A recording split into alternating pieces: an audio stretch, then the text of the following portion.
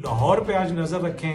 Imagine करें लाहौर में सोहेल अफरीदी खड़ा है, अवाम उसके साथ खड़ी है, तो पंजाब के हुक्मरानों के लिए तो ये बड़ा मसला बन जाएगा। कोट लखपत जेल सोहेल खान अफरीदी जाना चाहते हैं। सोहेल खान अफरीदी के ऊपर मुकदमात वगैरह भी हैं, इस्लामाबाद में उनके ऊपर मुकदमा है, तो ये ना हो कि उनको जाते हुए रास्ते में ही गिरफ्तार कर लिया जाए। एकदम से एहसन इकबाल साहब जब बात कर रहे थे, किसी ने आके कहा बंद करो इस कैमरे को, बंद करो। वो मेरे लिए बड़ा परेशान कुन था कि अचानक ऐसा क्या हो गया।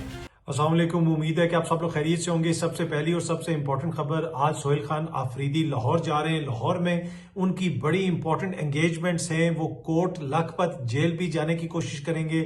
शफी जान साहब ने ये चीज़ मुझे खुद बताई। गुज़िश्ता रात मेरी उनसे बात हो रही थी एक टीवी प्रोग्राम में। उन्होंने बताया कि उनकी कोशिश होगी, यानी सोहेल अफरीदी साहब की कोशिश होगी कि वो लाहौर जाएं और वहां पे जाके कोट लखपत की जेल में जो कैद हैं खान साहब के साथी, उनसे मुलाकात की जाए, जिसमें शाह महमूद कुरैशी साहब हैं, यास्मीन राशिद साहिबा हैं, मियां महमूद रशीद साहब हैं, उमर चीमा साहब हैं, एजाज चौधरी साहब हैं, और इसके अलावा दीगर जो उनके कारकुनान हैं जो इस वक्त कोट लखपत जेल में बंद हैं, उनसे भी वो मुलाकात की कोशिश करेंगे। उनकी फैमिलीज से मुलाकात की कोशिश की जाएगी। खान साहब के भांजे जिनको फौजी अदालत से सजा हुई थी, हसान नियाजी साहब, उनसे भी वो मुलाकात की कोशिश करेंगे। लेकिन उनसे मेरा नहीं ख्याल कि मुलाकात हो सकेगी, लेकिन वो हसान नियाजी के घर जरूर जाएंगे, ये बताया गया है। अब अगर उनकी कोट लखपत जेल में बंद इन लीडरान से मुलाकात हो जाती है तो ये एक बड़ी इंपॉर्टेंट डेवलपमेंट होगी, क्योंकि अडयाला जेल में तो सोहेल खान अफरीदी की किसी से मुलाकात नहीं करवाई जा रही, पर देखते हैं कि जनाब कोट लखपत जेल के अंदर उनकी मुलाकात करवाई जाती है या नहीं करवाई जाती। उसके बाद सोहेल जो अफरीदी हैं वो लाहौर के मुख्तलिफ इलाकों का विजिट भी करेंगे। जिस वक्त वो लाहौर जा रहे होंगे, रास्ते में वो चक्री में भी, भेरा में भी रुकेंगे, और उसके अलावा जब लाहौर वो पहुंचेंगे वहां पे भी उनका इस्तकबाल किया जाएगा। और पंजाब की हुकूमत के लिए यकीनन ये थोड़ा सा मसला क्रिएट कर सकते हैं, इसलिए कि अगर वो वहां पे जाते हैं और उनके काफिले के साथ मजीद लोग शामिल हो जाते हैं, वो किसी मार्केट में जाते हैं, लोग बड़ी तादाद में बाहर निकल आते हैं, तो वो एक मसला बन सकता है। विजुअल्स ऐसे आ सकते हैं, क्योंकि पंजाब की जो अपनी वजीर आला हैं वो अवाम के अंदर कितना ज्यादा जाती हैं, कितने करीब अवाम के अंदर जाती हैं, वो आपके सामने। पिछले दिनों आपने देखा होगा कि एक वीडियो इस्लामाबाद की बहुत ज्यादा वायरल हुई, जिसमें एक लड़का सोहेल खान अफरीदी को कह रहा था कि जी मैं नून लीग का वोटर सपोर्टर हूं, लेकिन जैसे आप अवाम में यहां पे आके बैठ गए हैं, ये देख के मैं बड़ा इंप्रेस हुआ और ये मानना पड़ेगा कि आप जो है अवामी वजीर आला हैं। तो अब अगर वो लाहौर में भी जाके लोगों से इसी तरह मिलते हैं, वहां पे मार्केट्स वगैरह में जाते हैं, तो यकीनन वो जो विजुअल्स होंगे वो मरियम नवाज साहिबा की हुकूमत के लिए काफी प्रॉब्लमेटिक हो सकते हैं। अच्छा, उनका वहां पे जो प्लान है, 3 बजे वो रावी टूल प्लाजा से सेंट्रल पंजाब की जो क्यादत है वो उनको रिसीव करके आगे लेके जाएगी। उसके बाद उन्होंने जो सेंट्रल पंजाब की जो तंजीम है उससे उन्होंने मुलाकात करनी है। लाहौर में उनके एजाज में वहां पे कोई हाई टी वगैरह का भी इंतजाम किया गया है, और बताया गया है कि 4 बजे वो हैदर मजीद जो एडवोकेट हैं शायद उनके घर का विजिट करें। उसके अलावा वो पंजाब असेंबली भी जाएंगे। सोहेल खान अफरीदी साहब पंजाब असेंबली जाएंगे। पंजाब असेंबली में पार्लिमानी जो पार्टी है वहां पे सोहेल खान अफरीदी की उन लोगों से मुलाकात होगी जो इनके MNA MPA हजरात हैं। उसके अलावा आज रात 8 बजे वो एक प्रेस ब्रीफिंग भी देंगे, एन मुमकिन है, और रात 9 बजे वो लिबर्टी मार्केट का दौरा करेंगे। ये सबसे इंपॉर्टेंट खबर है कि आज रात को 9 बजे सोहेल खान अफरीदी लिबर्टी मार्केट लाहौर का दौरा करेंगे, उनके करीबी साथी ये बता रहे हैं। और उसके साथ साथ उसके बाद फिर जो है वो हसान नियाजी साहब जो हैं, बताया जा रहा है कि वो उनके घर भी जाएंगे, खान साहब की जो बहन है नौरीन नियाजी साहिबा, उनके घर। अच्छा, अब ये जो सोहेल खान अफरीदी का दौरा है लाहौर का, उसमें यकीनन अगर वो बाहर निकलते हैं, मार्केट्स वगैरह में जाते हैं, ये तो उनकी टीम ने एक प्लान किया कि उन्होंने किधर किधर जाना है। अब ये डिपेंड करता है जब वो वहां पे पहुंचते हैं तो आगे कितने लोग होते हैं, उनको कहां पे ले जाया जाता है, क्या वो सारी कमिटमेंट्स अपनी पूरी कर सकेंगे या कुछ सिर्फ कुछ जगहों का दौरा करेंगे। लेकिन मुझे ये लगता है कि वो जिधर भी जाएंगे एक भरपूर अवामी रिस्पॉन्स आएगा। और सोहेल अफरीदी बड़ा खुला डुला आदमी है, वो अवाम से इसी तरह मिलता है, कोई भी बंदा है उसको अपने साथ बिठा लेता है। बल्कि एक दिन वो वज़ीर आला साहब जा रहे थे तो उनकी गाड़ी के पीछे एक लड़का भाग रहा था, गालिबन वो हजाम का काम करता है या कोई इसी किस्म का काम कर, यंग लड़का था, 17-18 साल का, बिल्कुल आम सा बच्चा।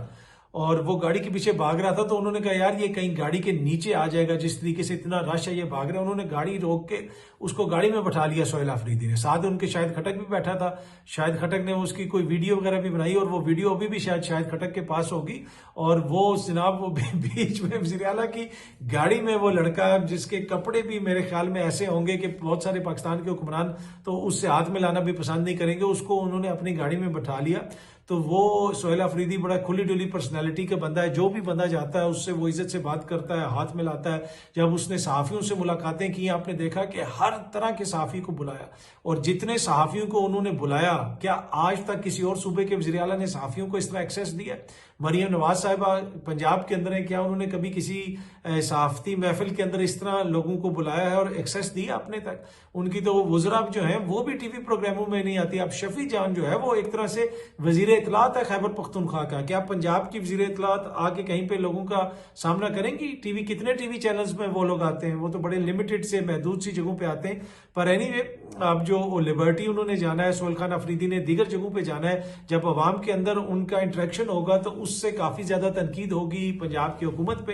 क्या पंजाब के जो हुक्मरान हैं वो ऐसे इंटरेक्शन करते हैं? अच्छा, अब उसमें एक क्वेश्चन ये भी है, और तहरीक इंसाफ की क़यादत के अंदर भी ये चीज डिस्कस हुई है, क्योंकि सोहेल खान अफरीदी के ऊपर मुकदमात वगैरह भी हैं। इस्लामाबाद में उनके ऊपर मुकदमा है, तो ये ना हो कि उनको जाते हुए रास्ते में ही गिरफ्तार कर लिया जाए, या फिर पंजाब के अंदर गिरफ्तार कर लिया जाए, या फिर लाहौर में गिरफ्तार कर लिया जाए। तो उन्होंने जमानतें वगैरह करवाई हुई हैं, और उन्होंने ये भी कहा है कि जनाब मेरा नहीं ख्याल कि पंजाब की हुकूमत, यानी उनके जो करीबी साथी हैं, वो ये कहते हैं कि उनका नहीं ख्याल कि पंजाब की हुकूमत ऐसी भोंडी हरकत करेगी। अगर ऐसी हरकत की गई तो उसका भरपूर जवाब दिया जाएगा। पर एनीवे, आज का दिन बहुत ज्यादा इंपॉर्टेंट है। सोहेल खान अफरीदी जो है वो लाहौर में आ रहे हैं। अब देखते हैं कि लाहौरिये उनका कैसा इस्तकबाल करते हैं, और लाहौरिये उनके एटीट्यूड से कितने सरप्राइज होंगे। अब ये मैं आपको अभी बता रहा हूं कि शाम तक सोशल मीडिया पे मुझे यकीन है कि अगर वो किसी भी पब्लिक जगह पे गए तो बहुत सारे विजुअल्स वायरल हो चुके होंगे, लोग देख रहे होंगे कैसे आम बंदे के साथ वो इंटरेक्ट करते हैं। अच्छा जी, कल रात को वसीम बदामी साहब के प्रोग्राम में एहसन इकबाल साहब मेहमान थे।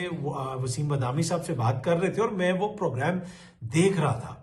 मैं प्रोग्राम इसलिए देख रहा था कि बाद में मैंने भी उसी प्रोग्राम को 10 मिनट बाद ज्वाइन करना था। तो बीच में एकदम से एहसन इकबाल साहब जब बात कर रहे थे, किसी ने आके कहा बंद करो इस कैमरे को, बंद करो। वो मेरे लिए बड़ा परेशान कुन था कि ये अचानक ऐसा क्या हो गया। और उसके बाद फिर वो अचानक उनका कैमरा भी बंद हो गया। बल्कि आप ये देखें, छोटा सा क्लिप है कि वहां पे क्या हुआ। वही तो कह रहा हूँ, वो भी तो आप पर तनकीद करते हैं कि गवर्नमेंट का भी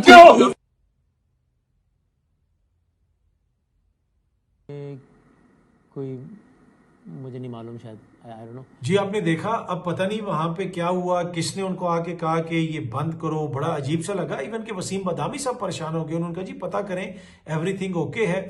और उसके बाद फिर हमने वो प्रोग्राम ज्वाइन कर लिया, हम उसमें बात करते रहे। और यकीन कीजिए कि मुझसे भी सही बात नहीं हुई, क्योंकि वो जो इंसिडेंट हुआ था उसकी वजह से मेरे भी जहन में था कि खुदा न खास्ता क्या हो गया। क्योंकि आपको पता ही है कि पाकिस्तान में मुख्तलिफ चीजें जो है जहन में आती रहती हैं, मुख्तलिफ जगहों के ऊपर। आपको पता है पाकिस्तान के दुश्मन, भारतीय प्रॉक्सीज, बहुत सारे ऐसी चीजें हैं यहाँ पे।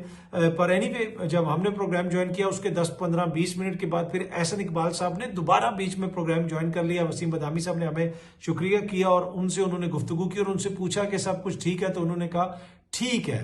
पर वो चेहरे से थोड़े से टेंस लग रहे थे। तो अब वल्लाह आलम वहां पे क्या हुआ, क्योंकि ये लाइव हुआ तो अब काफी ज्यादा सोशल मीडिया पे भी वायरल था, और काफी ज्यादा लोग इसके ऊपर गुफ्तगू भी कर रहे हैं। लेकिन मेरे पास कोई डिटेल्स नहीं कि कौन बंदा उनके कमरे में आया, किसने उनको कहा कि बंद करो, कौन वो शाउट कर रहा था। आई हैव नो क्लू, इसलिए कि मैं भी उस प्रोग्राम में था। बाद में तो कुछ लोगों ने मुझे मैसेज वगैरह किए और पूछा कि जनाब वहां पे क्या हुआ है, आप भी उस प्रोग्राम में थे? तो जिस तरह मैंने एक्सप्लेन किया, मैंने उनके जाने के बाद ज्वाइन किया, बल्कि हमने कोई 11:25 के बाद ज्वाइन करना था। पर वो अचानक जब चले गए तो फिर वसीम बदामी साहब की टीम की मुझे कॉल आई, और उन्होंने कहा कि जी आप फौरन ज्वाइन करें। तो फिर मैंने उसको फौरन प्रोग्राम को ज्वाइन किया, और हमारे जब हमसे गुफ्तगू खत्म ही हुई तो बीच में उन्होंने दोबारा ज्वाइन कर लिया। तो इस वजह से बहुत सारे लोग मुझसे पूछ रहे थे, लेकिन मैंने कहा मैं आपसे क्लियर कर दूं कि मुझे नहीं पता कि वहां पे क्या हुआ। लेकिन अच्छी बात यह है कि बाद में उन्होंने दोबारा ज्वाइन कर लिया, और वो खैरियत से, और खुदा न खास्ता कोई सीरियस चीज मुझे नहीं लगता कि थी। अच्छा जी, सीनियर कानूनदान काजी अनवर एडवोकेट साहब ने अलीमा खान साहिबा से माफ़ी मांग ली है। उन्होंने ये कहा है कि जनाब आपसे इज्जत के साथ माफ़ी मांगता हूँ, मैंने गलत इतलात पर आपके मुतालिक अल्फाज अदा किए जिस पर शर्मिंदा हूँ। एडवोकेट काजी अनवर ने कहा कि मेरे लिए अलीमा खान बेहतर और काबिल एहतराम है। बानी पीटीआई मेरे लीडर हैं, उनकी बहनों की शान में गुस्ताखी नहीं होनी चाहिए। तो कोई मिसअंडरस्टैंडिंग थी जिसके ऊपर उन्होंने कहा कि जी मैं माजरत करता हूं कि उन्होंने अलीमा खान साहिबा के हवाले से कुछ कहा था। आपको याद होगा कि अचानक एक दफा अली अमीन साहब ने भी आके कह दिया था कि अलीमा खान तो किसी एजेंसी के साथ उनका जो है ना वो मामला थ्रू है, बल्कि एक तो सहाफी भी इस तरह की बातें करते होते हैं। पर एनीवे जो काजी अनवर एडवोकेट हैं उन्होंने अपने इस रवैये के ऊपर माजरत कर ली और माफी मांग ली। अच्छा, अब हुकूमत ने जो पाकिस्तान तहरीक इंसाफ को दोबारा मुज़ाकरात की एक तरह से ऑफर की है, लोग पूछ रहे हैं कि ये क्यों शहबाज शरीफ साहब ने ना एकदम से ऑफर कर दी। ये क्वेश्चन है जो बहुत ज्यादा इस वक्त जेर बहस है कि अचानक ऐसा क्या हुआ, क्योंकि पहले ये कह रहे थे कि ये वतन दुश्मन है, कौमी सलामती के लिए खतरा है। डीजी ISPR साहब की एक बड़ी सख्त प्रेस कॉन्फ्रेंस आई, वुजरा ने उसके ऊपर बड़े सख्त बयान दिए। उसके बाद आपने देखा पाबंदी लगने की बातें भी हो रही थी, वो सब कुछ चल रहा था। अचानक ऐसा क्या हुआ कि जनाब फिर मुज़ाकरात की बात होना शुरू होगी। क्या ये हुकूमत अकेले का इनिशिएटिव है?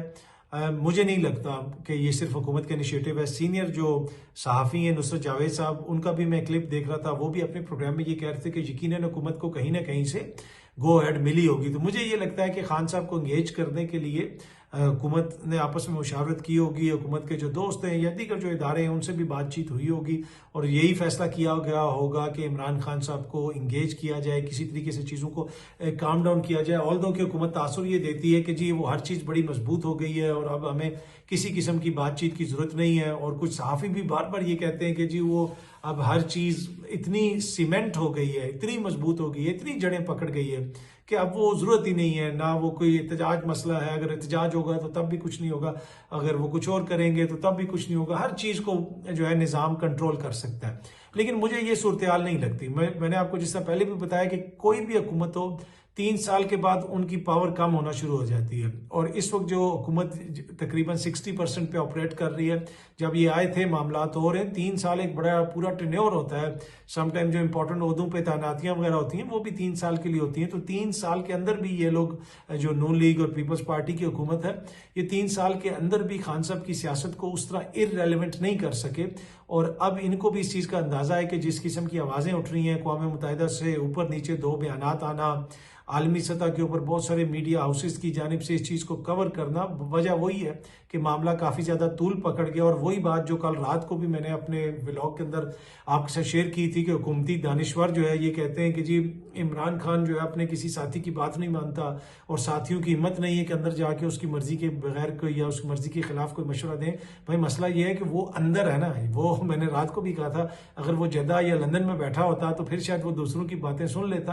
तो जद्दा और लंदन में बैठ के दूसरों को लड़वाना और बात होती है, अगर एक शख्स खुद अंदर बैठा हुआ है तो मेरे ख्याल में जो बाहर से भी जाते होंगे उनको भी थोड़ा सा फिर महसूस होता होगा कि भाई हम किस मुंह से इनको मशवरा दें। बड़ी खबर आज की ये है कि कोट लखपत जेल सोहेल खान अफरीदी जाना चाहते हैं। शफी जान साहब ने यह बताया है और उनकी ख्वाहिश है कि कोट लखपत में जो लोग कैद हैं उनसे उनकी मुलाकात हो जाए। तो अब देखते हैं कि क्या होता है। लेकिन लाहौर पे आज नजर रखें, जो कुछ लाहौर में होगा मेरे ख्याल में उससे वाजे होगा कि चीज़ें अब आगे किस तरफ जा रही हैं और किस तरह इंटरेक्ट करते हैं और पंजाब की हुकूमत कितना उनको मौका देती है। सिक्योरिटी के नाम पे या किसी और चीज़ के नाम पे क्या उनकी मूवमेंट को कर्टेल करने की कोशिश की जाएगी, वो इतना आसान तो नहीं होगा।